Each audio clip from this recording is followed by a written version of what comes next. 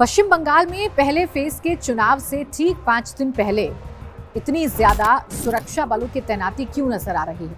पश्चिम बंगाल में pre poll हिंसा रोकने के लिए क्या इतनी सुरक्षा बल की तैनाती है? पोस्ट पोल हिंसा से निपटने के लिए इस बार केंद्र सरकार ने क्या तैयारी की है? नमस्कार, आप देख रहे हैं डिजिटल दंगल। आपके साथ मैं हूं प्राची पाराशर। पश्चिम बंगाल के चुनाव की बात करूं, पश्चिम बंगाल में कितने सुरक्षा बल तैनात हैं और पश्चिम बंगाल में केंद्रीय सुरक्षा बलों की तैनाती क्यों की जाती है वो आपको बताऊं उससे पहले एक वीडियो है जो आपके सामने रखना चाह रही हूं। और ये वीडियो पश्चिम बंगाल के अलग अलग इलाकों से सामने आ रही है, जहां केंद्रीय सुरक्षा बल के जवान गांव-गांव में जाकर लोगों को समझा रहे हैं, लोगों से बात कर रहे हैं, समन्वय स्थापित कर रहे हैं, एक ट्रस्ट जो है वो कहीं ना कहीं जीतने की कोशिश कर रहे हैं और गांव के लोग भी निकलकर उनसे बातचीत कर रहे हैं। और ये सब इसलिए है क्योंकि केंद्रीय सुरक्षा बलों को लेकर बहुत सारी अफवाहें हैं जो फिलहाल फैलाई जा रही हैं, जिनको लेकर बहुत सारे नैरेटिव्स बनाए जा रहे हैं। इस वीडियो में बीएसएफ के एक जवान हैं, एक बुजुर्ग शख्स से बात करते हुए नजर आ रहे हैं और उनके साथ उनके कई साथी हैं जो हमें मौजूद नजर आ रहे हैं। और इसी तरीके से गांव-गांव में पहरा नजर आ रहा है। और ये सब क्यों है? अब इसके पीछे की वजह भी आप लोगों को जान लेनी चाहिए कि ये सब क्यों किया जा रहा है, इसके पीछे की वजह क्या है, तो मैं आपको बताती हूँ। दरअसल पश्चिम बंगाल का चुनावी इतिहास खूनी इतिहास रहा है। पश्चिम बंगाल में जब लेफ्ट की सरकारें थी उस वक्त भी चुनाव कराना चुनाव आयोग के लिए बड़ा मुश्किल था। प्री पोल हिंसा होती है, बूथों को लूट लिया जाता है, ईवीएम को लूट लिया जाता है, या वोटर्स को बाहर नहीं निकलने के लिए दबाव बनाया जाता है, उनके घर पर पहरा लगा दिया जाता है और दूसरी पार्टी के वोटर की जान पर खतरा भी मंडराता है। कई जो वोटर्स हैं, जो मान लीजिए टीएमसी के वोटर नहीं हैं तो उनकी जान पर खतरा मंडराने लगता है, या मान लीजिए बीजेपी के वोटर नहीं है तो उनको घर से बाहर नहीं निकलने दिया जाता है। ऐसे आरोप हैं जो पश्चिम बंगाल में बड़े आम लगते हैं। अभी यहाँ पर कितने लोगों की तैनाती है या यहाँ कितने सुरक्षा बलों की तैनाती है, ये अगर मैं आपको बताऊं, ये मैं आपके सामने रखूं, तो सबसे पहले शुरुआत करेंगे कितने सुरक्षा बलों की तैनाती अभी तक की गई है और पश्चिम बंगाल कैसे इस वक्त एक किले में तब्दील हो चुका है और ये तैयारी क्यों की जा रही है। फिलहाल कुल सुरक्षा बलों की अगर आप बात करेंगे, यानी कि पश्चिम बंगाल में कितनी सिक्योरिटी फोर्सेस डिप्लॉय हैं, तो लगभग 2.4 लाख जवान तैनात किए गए हैं। ये मैं केंद्रीय बल सेंट्रल फोर्सेस यानी कि सीएपीएफ की बात कर रही हूँ, जिसके 2.4 लाख जवान को पश्चिम बंगाल में तैनात किया गया है। ये भारत के इतिहास में किसी एक राज्य में सबसे बड़ा चुनावी डिप्लॉयमेंट है। आपके जहन में भी ये सवाल आ रहा होगा कि भाई चुनाव तो हमारे देश में हर साल होते हैं, हर राज्य में होते हैं, तो फिर पश्चिम बंगाल में ही ऐसा क्यों? पश्चिम बंगाल में इसलिए क्योंकि पश्चिम बंगाल में चुनाव कराना बड़ा मुश्किल होता है, रक्त रंजित चुनाव हो जाता है, बमबाजी होने लगती है, एक दूसरे पर वार पलटवार होने लगते हैं, कई लोगों की जान चली जाती है और प्री पोल हिंसा भी होती है और पोस्ट पोल हिंसा भी होती है। इसीलिए 2.4 लाख सीएपीएफ के जवानों की तैनाती की गई है। और अगर कंपनीज बताऊं कि कितनी कंपनीज तैनात हैं, तो 2400 से लेकर 2500 तक 2550 तक कंपनियां जो हैं उनको तैनात कर दिया गया है। एक कंपनी में 100 से 135 जवान होते हैं, यानी कुल 2.4 लाख के आसपास सुरक्षा कर्मी इस वक्त सीएपीएफ के पश्चिम बंगाल में तैनात हैं, ताकि पश्चिम बंगाल का चुनाव शांतिपूर्ण तरीके से निपटे। और जिस भय या जिस डर को बीजेपी ने सबसे बड़ा मुद्दा बनाया है, वो भय और डर बीजेपी को नुकसान ना करे, ये कोशिश भी की जा रही है। हालांकि इन सुरक्षा बलों को लेकर टीएमसी की तरफ से नैरेटिव बनाया जाता है। ममता बनर्जी घूम घूम कर अपने वोटर्स के सामने मैसेजिंग करती हैं। कई बार तो ममता बनर्जी पर ये आरोप लगता है कि वो केंद्रीय सुरक्षा बलों के खिलाफ पश्चिम बंगाल की आम जनता को कहीं ना कहीं भड़काने की कोशिश करती हैं, उनमें डर पैदा करने की कोशिश करती हैं। अब कौन कौन सी फोर्स तैनात है ये भी आप जान लीजिए। सेंट्रल रिजर्व पुलिस फोर्स यानी कि सीआरपीएफ की तैनाती है, बीएसएफ की तैनाती है, सेंट्रल इंडस्ट्रियल सिक्योरिटी फोर्स यानी कि सीआईएसएफ की तैनाती है। इसके अलावा इंडो तिब्बतन बॉर्डर पुलिस यानी कि आईटीबीपी की तैनाती है और सशस्त्र सीमा बल यानी कि एसएसबी की भी तैनाती की गई है। यानी कि सीआरपीएफ, बीएसएफ, सीआईएसएफ, आईटीबीपी और एसएसबी की तैनाती की गई है। सीआरपीएफ की 230 कंपनियां हैं, बीएसएफ की 120 कंपनियां हैं। इन तमाम कंपनियों को फिलहाल पश्चिम बंगाल में तैनात कर दिया गया है। इसके साथ ही साथ राज्य पुलिस का भी डिप्लॉयमेंट है। भाई ये तो वो हैं जो केंद्रीय सुरक्षा बल हैं उनको पश्चिम बंगाल में डिप्लॉय किया गया है। 2.4 लाख जवान डिप्लॉय किए गए हैं सीएपीएफ के। अब राज्य पुलिस कितनी है, तो राज्य पुलिस की बात करें तो वेस्ट बंगाल पुलिस भी साथ में तैनात है, हजारों स्थानीय पुलिस प्लस खुफिया यूनिट्स भी तैनात हैं। वीआईपी सुरक्षा के लिए अलग से डिप्लॉयमेंट किया गया है, जैसे 2000 पुलिसकर्मियों को वीआईपी डिप्लॉयमेंट के लिए लगा दिया जाता है।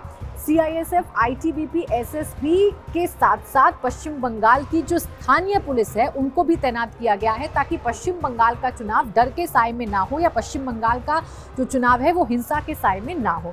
इसके अलावा चुनावों के चरणों में सुरक्षा किस तरीके से की गई है। आप जानते हैं कि पश्चिम बंगाल में इस बार 2 चरणों में इलेक्शन हो रहे हैं। पहला चरण है 23 अप्रैल को और दूसरा है 29 अप्रैल को।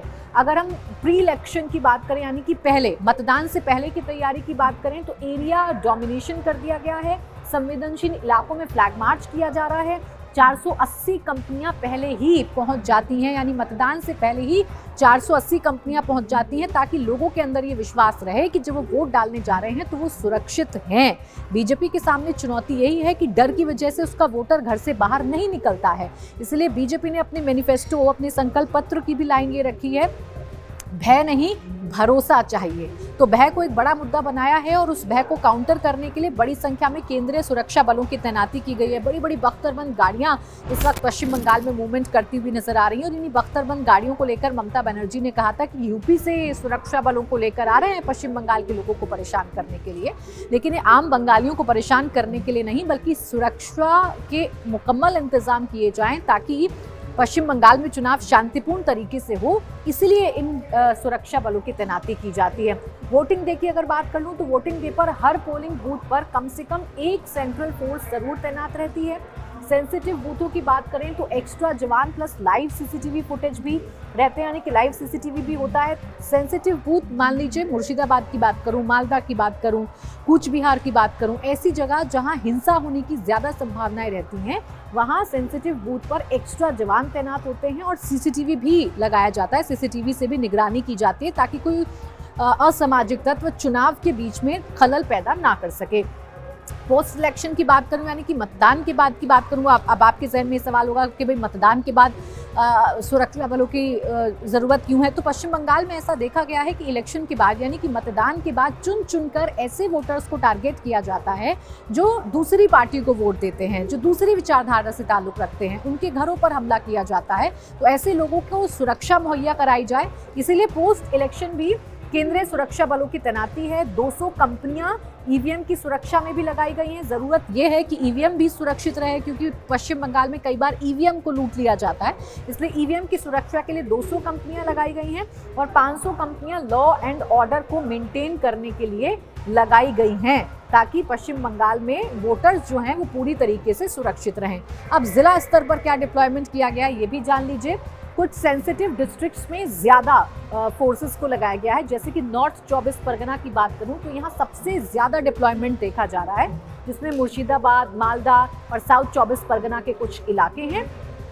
ये चूंकि हाई सेंसिटिव जोन है, यानी कि ज़्यादा संवेदनशील इलाके हैं, इसलिए इन इलाकों में ज़्यादा फोर्स की तैनाती की गई है। अगर मैं तुलना करूं, मैं आपको बताऊं कि 2021 में क्या था और 2026 में क्या है, तो 2021 विधानसभा चुनाव में 725 से 1000 कंपनियां तैनात थी। 2024 के लोकसभा चुनाव में 920 कंपनियां तैनात थी, लेकिन 2026 के विधानसभा चुनाव में 2400 कंपनियां तैनात की गई हैं, और ये अपने आप में रिकॉर्ड है। आप खुद ही देख लीजिए कि 2021 का विधानसभा चुनाव, जहां पर खूब पोस्ट पोल और प्री पोल हिंसा हुई थी, उस 2021 के चुनाव में कुल 725 से 1000 कंपनियां थीं, जो अभी 2026 के चुनाव में बढ़कर हो गई हैं 2400 प्लस। मतलब यह है कि 3 गुना तक सुरक्षा को बढ़ा दिया गया है। ये खास तैयारी इस बार चुनाव आयोग ने की है। चुनाव आयोग ये सुनिश्चित कर रहा है कि इस बार का चुनाव भय मुक्त होगा, हिंसा मुक्त होगा, इसीलिए पश्चिम बंगाल में इतनी ज्यादा केंद्रीय सुरक्षा बलों की तैनाती की गई है। अब आपको सेंसिटिव इलाके मैंने बता दिए, इसके साथ ही साथ तुलना भी आपके सामने रख दी। अब इतनी हाई सिक्योरिटी क्यों होती है, इसका जवाब भी फटाफट से जान लीजिए। क्योंकि चुनावी हिंसा का इतिहास रहा है, बॉर्डर एरिया हैं, क्योंकि पश्चिम बंगाल की बहुत सारे एरिया हैं जिनकी सीमा बांग्लादेश से मिलती है, तो घुसपैठियों की वजह से भी ये तैनाती की जाती है और बॉर्डर पार से कोई साजिश ना हो जाए इसके लिए भी तैनाती की जाती है। राजनीतिक टक्कर सबसे बड़ा यहाँ पर वजह है। राजनीतिक टकराव इतना बढ़ जाता है कार्यकर्ताओं के बीच में, टीएमसी, बीजेपी या किसी भी दल के अलग अलग कार्यकर्ताओं के बीच में, जिससे हिंसा होने की संभावनाएं बढ़ती हैं। इसके अलावा जो संवेदनशील बूथ हैं वहां पर भी ये किया गया है। अब इसको अगर आपको मैं सिंपल तरीके से समझाऊं तो सिंपल तरीका ये है कि इस वक्त पश्चिम बंगाल के चुनाव में सबसे ज्यादा सुरक्षा बल तैनात है। 2.4 लाख जवान, 2500 के करीब कंपनियां हैं। हर चरण में अलग अलग सिक्योरिटी लेयर्स हैं। पहले पेट्रोलिंग की जा रही है, फिर मतदान बूथों पर सुरक्षा बलों को तैनात किया गया है और बाद में ईवीएम प्रोटेक्शन के लिए भी लोगों को तैनात किया गया है ताकि पश्चिम बंगाल का चुनाव शांतिपूर्ण तरीके से रहे।